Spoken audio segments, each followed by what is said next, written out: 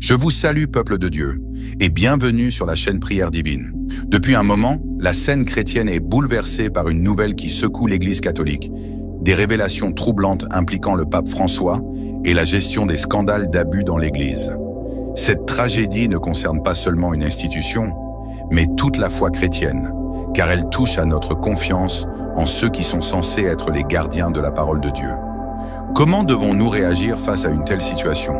Faut-il condamner sans appel ou chercher à comprendre ce que Dieu veut nous dire à travers cette crise? Avant de pointer du doigt ou de tourner le dos à l'Église, arrêtons-nous un instant. Car derrière ces événements, il y a une vérité spirituelle bien plus profonde. Une leçon biblique qui traverse les âges. L'Église traverse peut-être l'une des plus grandes épreuves de son histoire. Mais Dieu, lui, n'a jamais été ébranlé. Prenons du recul, méditons avec sagesse et cherchons ensemble ce que la Bible nous enseigne sur les épreuves que traverse l'Église aujourd'hui.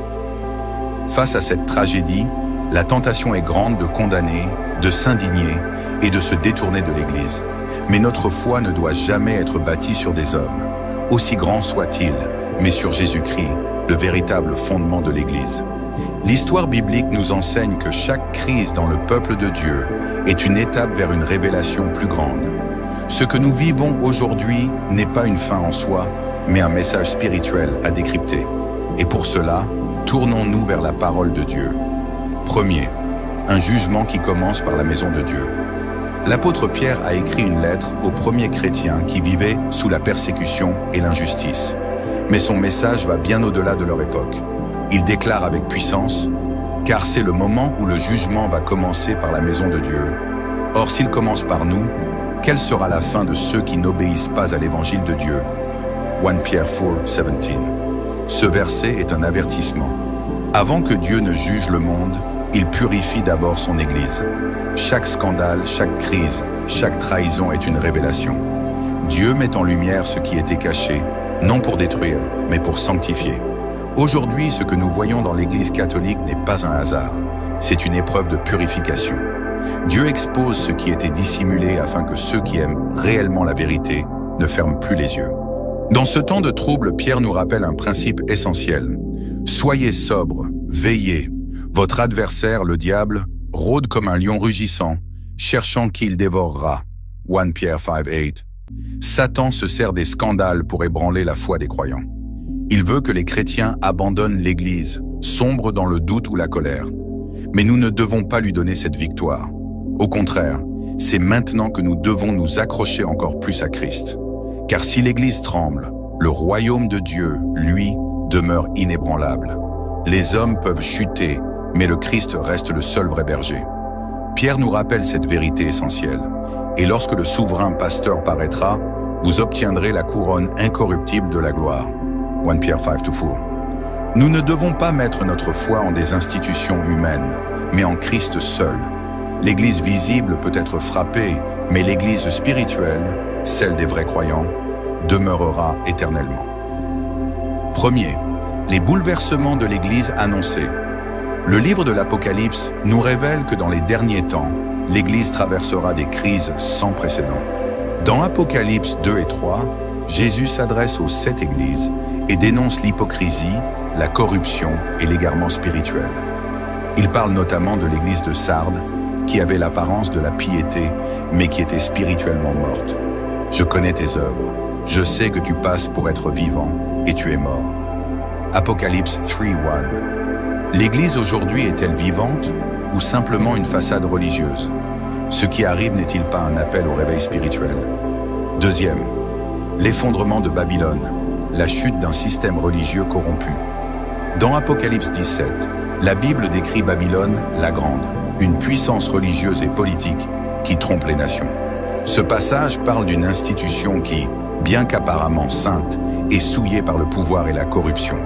Elle est tombée, Babylone la Grande. Elle est devenue une demeure de démons, un repère de tout esprit impur. Apocalypse 18:2. Sommes-nous en train d'assister à l'effondrement de ce système? Ce scandale n'est-il pas le signe que Dieu expose ce qui doit tomber avant la venue du Christ? Troisième, une séparation entre le vrai et le faux. Apocalypse 22:11 annonce un temps où chacun devra choisir son camp. Que celui qui est injuste soit encore injuste, que celui qui est souillé se souille encore, et que le juste pratique encore la justice, et que celui qui est saint se sanctifie encore. Ce que nous voyons aujourd'hui est un test pour chaque croyant. Dieu nous demande, à qui appartient réellement ta foi? À une institution ou à moi le Dieu vivant? Comment réagir en tant que chrétien? 1. Ne pas perdre la foi. Les crises ne sont pas une fin, mais une purification. 2. Revenir à la parole de Dieu. L'Église des derniers temps sera testée, et seuls ceux qui sont enracinés en Christ resteront debout. 3. Ne pas se laisser emporter par la colère. Il faut dénoncer le mal, mais avec sagesse et prière, et non avec haine. 4. Prier pour l'Église et discerner les temps. Nous sommes appelés à veiller et à préparer la venue du Seigneur. L'histoire de l'Église est en train de s'écrire sous nos yeux. Ne soyons pas de simples spectateurs, mais des croyants fermes, remplis de foi et de discernement. Que celui qui a des oreilles entende ce que l'Esprit dit aux Églises. Apocalypse 2:7. Dieu nous parle, à nous d'écouter. Quand les fondations tremblent, quand l'Église est secouée, quand les dirigeants chutent, une seule question demeure. Où est notre foi? Est-elle bâtie sur du sable, sur des hommes faillibles, ou est-elle ancrée en Jésus-Christ, le rocher immuable? C'est dans ces moments d'incertitude que nous devons lever les yeux vers celui qui ne faillit jamais. Car si le monde vacille, le royaume de Dieu, lui, ne sera jamais ébranlé. Prions ensemble pour que cette épreuve ne devienne pas un piège, mais un chemin vers une foi plus profonde, plus pure, plus vraie. Seigneur des armées célestes, roi des siècles, Dieu éternel et immuable, nous nous tournons vers toi en ce temps de trouble et de confusion. Toi qui sièges sur le trône, toi qui es le commencement et la fin, toi dont la lumière ne s'éteint jamais, nous crions à toi aujourd'hui. Lorsque les nations chancellent, lorsque les hommes chutent, lorsque l'Église est frappée par les scandales et les tempêtes, nous nous réfugions sous ton ombre, car toi seul est notre abri et notre refuge. Seigneur, ne permets pas que cette épreuve devienne un piège pour tes enfants.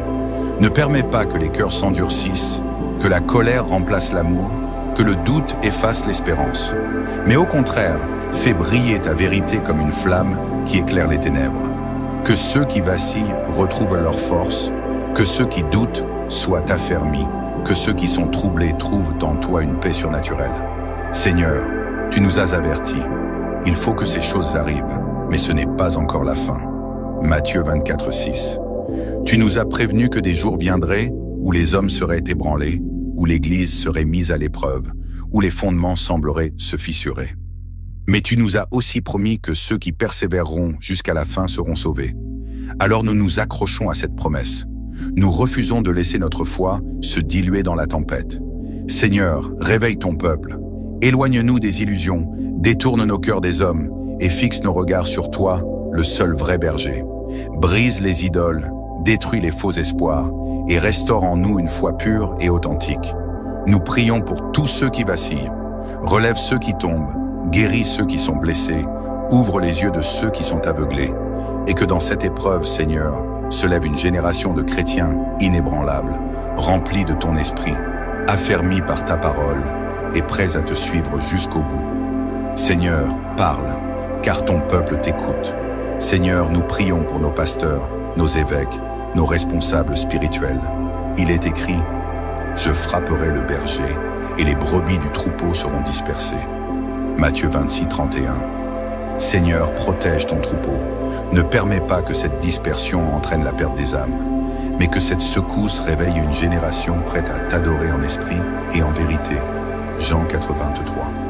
Seigneur, nous intercédons pour ceux qui vacillent dans la foi. Il est écrit, « Certains abandonneront la foi pour s'attacher à des esprits séducteurs et à des doctrines de démons. » Première épître de Timothée 4:1. Nous prions pour que personne ne tombe dans l'amertume, dans la révolte, dans la critique destructive. Seigneur, garde-nous de devenir des juges sans amour. Que notre bouche proclame la vérité, mais avec grâce. Que nos cœurs restent humbles et remplis de compassion. Que nous soyons des bâtisseurs et non des destructeurs, des intercesseurs et non des accusateurs. Seigneur, purifie ton Église. Comme tu as purifié le temple en renversant les tables des marchands. Matthieu 20 et 1:12 à 13. Purifie nos cœurs, purifie nos pensées, purifie notre adoration. Que tout ce qui est souillé, corrompu ou éloigné de toi soit exposé et ôté, afin que ton Église ressorte plus forte, plus sainte, plus affermie. Seigneur, que cette épreuve ne soit pas un scandale, mais un réveil. Tu as dit, « Je bâtirai mon Église, et les portes du séjour des morts ne prévaudront point contre elle. » Matthieu 16, 18. Nous croyons en cette promesse. Peu importe les secousses, ton Église ne tombera pas, car elle est bâtie sur le roc de Christ. Seigneur, lève une armée de croyants inébranlables, remplis de feu et de passion pour toi. Que ce moment d'épreuve se transforme en un temps de révélation. Que ceux qui t'aiment marchent avec encore plus de détermination. Que ceux qui doutent trouvent des réponses en toi. Que ceux qui sont blessés trouvent leur guérison dans ta présence. Seigneur, nous nous abandonnons à toi, car tu es notre seul espoir, notre seul refuge, notre seule vérité. Seigneur, nous crions à toi, car nous savons que lorsque ton peuple s'humilie et te cherche de tout son cœur, tu entends du haut des cieux et tu viens à notre secours. 2 Chroniques 7, 14. Dans ce temps de trouble et d'incertitude, nous refusons de nous laisser submerger par la peur, par l'incompréhension ou par le désespoir. Car tu n'as pas donné à tes enfants un esprit de crainte, mais un esprit de force, d'amour et de sagesse. 2 Timothée 1, 7. Seigneur, rallume le feu de la foi dans nos âmes. Lorsque les premiers disciples ont été persécutés, ils n'ont pas fui ni reculé. Au contraire, ils ont prié pour recevoir encore plus de hardiesse afin d'annoncer ton nom avec puissance. Actes 4, 29 à 31. Nous faisons aujourd'hui la même prière. Donne-nous du courage, Seigneur. Que cette tempête ne nous pousse pas à nous cacher, mais qu'elle soit l'occasion de proclamer encore plus fort que Jésus-Christ est Seigneur, qu'il règne et qu'il revient bientôt. Seigneur, prépare ton Église pour ton retour. Tu as dit que dans les derniers temps, beaucoup auraient l'apparence de la piété, mais renieraient ce qui en fait la force. 2 Timothée 3, 5. Ne permets pas que nous tombions dans un christianisme tiède, sans puissance, sans engagement. Répands sur nous ton esprit, Seigneur. Nous avons besoin d'un réveil spirituel profond. Un réveil qui ne soit pas basé sur des émotions passagères, mais sur une foi inébranlable en toi et en ta parole. Un réveil qui brise les compromis, qui restaure la sainteté, qui fait de nous des témoins véritables. Seigneur, nous prions pour tous ceux qui sont troublés, ceux qui se demandent où est la vérité, ceux qui sont fatigués des scandales, ceux dont la foi est mise à rude épreuve. Touche-les, Seigneur, comme tu as marché auprès des disciples d'Emmaüs et as réchauffé leur cœur par ta parole. Luc 24, 32. Marche aujourd'hui avec nous. Ravive l'espérance, renouvelle la foi, ouvre les yeux spirituels de ton peuple. Nous savons que tu es un Dieu juste. Nous savons que rien n'échappe à ton regard. Nous savons que tu es en contrôle de toutes choses, même quand tout semble échapper à notre compréhension. Alors Seigneur, prends le gouvernail. Dirige ton Église comme tu l'as toujours fait. Fais lever des hommes et des femmes remplis de ton esprit. Fais briller ta gloire même au milieu de la nuit la plus obscure. Nous t'invoquons, Seigneur, car nous savons que tu es fidèle à tes promesses. Nous refusons de tomber dans le piège de l'ennemi qui cherche à semer le doute et la division. Nous choisissons de rester fermes, car nous avons cette certitude. Celui qui a commencé en nous cette bonne œuvre la rendra parfaite jusqu'au jour de Jésus-Christ. Philippiens 1,6. Seigneur Tout-Puissant, toi qui règnes sur le ciel et la terre, nous nous prosternons devant ta majesté. Nous t'adorons, nous te magnifions, nous élevons ton nom au-dessus de toutes circonstances, car tu es le commencement et la fin, l'alpha et l'oméga, celui qui était, qui est et qui vient. Apocalypse 22, 13. Dans ces temps troublés, alors que les fondements semblent ébranlés, nous proclamons que tu es notre roc, notre refuge, notre citadelle imprenable. Psaume 18, 2. Seigneur, tu as promis de ne jamais abandonner ton peuple. Tu as dit à Josué, fortifie-toi et prends courage, ne t'effraie point et ne t'épouvante point, car l'Éternel, ton Dieu, est avec toi dans tout ce que tu entreprendras. Josué 1er 9. Aujourd'hui, nous saisissons cette promesse et nous la déposons sur nos cœurs. Seigneur, donne-nous cette force, une force qui ne vient pas de nous, mais qui vient de ton esprit, Une force qui nous permet de traverser les tempêtes sans chanceler. Une force qui nous donne la paix, même au milieu du chaos. Nous refusons d'être abattus. Nous refusons d'être terrassés. Nous refusons d'être déstabilisés. Nous nous levons dans l'autorité que tu nous as donnée, en déclarant que nous sommes plus que vainqueurs par celui qui nous a aimés. Romains 8:37. Seigneur, protège ton Église.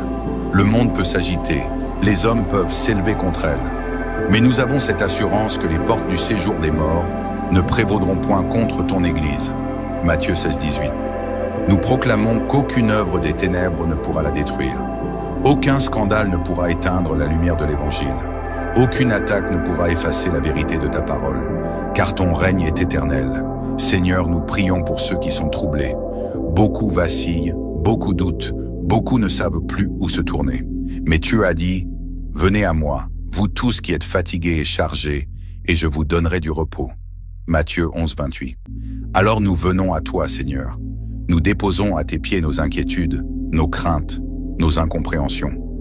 Nous refusons de laisser le doute consumer notre foi. Nous refusons de laisser la peur paralyser notre marche spirituelle.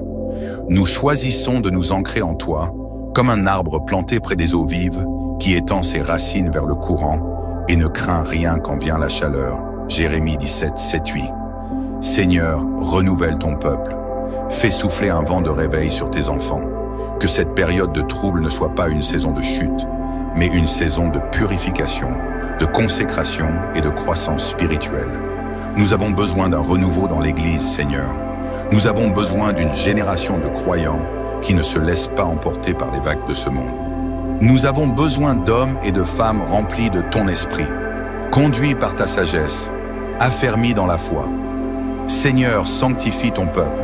Ôte de nos cœurs tout ce qui n'est pas de toi. Brise l'orgueil, l'hypocrisie, la mondanité, les compromis spirituels. Rétablis en nous la crainte de ton nom, cette crainte qui nous garde sur le chemin de la vérité. Fais de nous des lumières dans ce monde de plus en plus obscur. Que notre témoignage soit pur, que notre foi soit inébranlable, que notre amour soit sincère, que notre engagement envers toi soit entier. Seigneur, nous prions pour ceux qui sont faibles dans la foi, ceux qui sont à deux doigts d'abandonner, ceux qui ne trouvent plus de sens dans leur marche chrétienne, ceux qui se sentent trahis, blessés, déçus. Touche-les, Seigneur, relève-les, redonne-leur une vision, une direction, une raison de persévérer. Seigneur, nous savons que ton retour est proche. Les signes sont là, les prophéties s'accomplissent. Tu nous as avertis que dans les derniers jours, il y aurait de grands bouleversements, des épreuves, des tribulations. Matthieu 24:6-8. Mais tu nous as aussi promis que celui qui persévérera jusqu'à la fin sera sauvé. Matthieu 24:13. Nous décidons aujourd'hui de persévérer. Peu importe les secousses, peu importe les épreuves, nous garderons nos yeux fixés sur toi. Nous marcherons par la foi et non par la vue. 2 Corinthiens 5:7. Nous refuserons de laisser nos émotions dicter notre relation avec toi. Nous bâtirons nos vies sur le roc et non sur le sable mouvant de ce monde. Seigneur, fortifie tes serviteurs, les pasteurs, les évangélistes, les missionnaires, tous ceux qui ont consacré leur vie à ton œuvre. Qu'ils ne soient pas découragés, qu'ils ne fléchissent pas, qu'ils tiennent ferme, qu'ils soient des bergers selon ton cœur, conduisant ton peuple avec fidélité et intégrité. Seigneur, lève une armée d'intercesseurs, des hommes et des femmes qui ne se lasseront pas de prier, qui se tiendront sur la brèche pour l'Église, pour les âmes, pour ta gloire. Nous déclarons aujourd'hui que ton règne vient, que ta volonté s'accomplit, que ton nom est glorifié, maintenant et pour l'éternité. Seigneur Tout-Puissant, tu es le Dieu des armées célestes, et nous savons que ton pouvoir surpasse toute chose. Aujourd'hui, nous faisons une dernière déclaration avec foi. Tu es notre victoire. Tu es celui qui chasse nos ennemis, celui qui détruit les forteresses de l'ennemi et qui brise les chaînes qui nous retiennent. Nous prions, Seigneur, que ta main puissante se tende sur chaque croyant aujourd'hui, que tu les libères de tout fardeau, de toute oppression, de toute peur. Nous déclarons avec autorité que le nom de Jésus est plus grand que toute circonstance. Que cette prière, Seigneur, devienne un bouclier autour de ton peuple, une arme redoutable contre l'adversaire. Que chaque cœur ici présent soit fortifié et restauré, prêts à avancer dans ta lumière, dans ta paix et dans ton amour. Nous te bénissons, Seigneur, et nous t'honorons. À toi seul soit toute la gloire, l'honneur et la puissance. Tu es digne de toute louange, maintenant et à jamais. Dans le puissant nom de Jésus-Christ, nous prions. Amen. Que ta paix repose sur chacun de nous, Seigneur, et que nous soyons toujours guidés par ta vérité. Alors que nous avons pris ce temps pour méditer, prier et chercher la présence de Dieu dans ces moments de tourment, il est essentiel de garder en mémoire ce principe fondamental. Notre foi en Dieu ne dépend pas des circonstances, mais de sa fidélité éternelle. Peu importe ce que nous traversons, peu importe les épreuves qui se présentent à nous, nous avons une espérance inébranlable en Christ, notre Sauveur. À travers la prière, à travers la parole, à travers le soutien mutuel de l'Église, nous restons forts, unis et déterminés à avancer dans la lumière du Seigneur.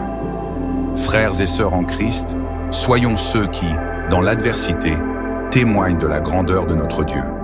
Rappelons-nous toujours de cette promesse, celle que Dieu est avec nous dans chaque vallée, dans chaque tempête. Il ne nous abandonne jamais. À vous, communauté chrétienne mondiale, je dis, ne perdez pas courage. Votre foi est précieuse aux yeux de Dieu, et c'est par cette foi que nous surmonterons tout ce que ce monde peut nous lancer. Dieu nous a appelés à être des témoins vivants de son amour et de sa puissance. Et il n'y a rien de plus puissant que de marcher dans cette conviction, sans relâche, sans crainte. Le Seigneur est notre force, notre bouclier, notre défense. Il est celui qui renouvelle notre esprit, qui fait briller sa lumière dans nos vies et qui nous guide avec amour. Quelle que soit l'obscurité autour de nous, son amour est plus fort et sa lumière plus éclatante. Soyons encouragés et ensemble, avançons avec foi, avec courage et avec confiance dans l'éternelle promesse de Dieu. Que sa paix qui surpasse toute compréhension garde vos cœurs et vos pensées en Jésus-Christ. Bien-aimés, partagez afin de renforcer la foi chrétienne dans le monde entier. Faites preuve de foi en Christ et écrivez un Amen dans les commentaires. Amen.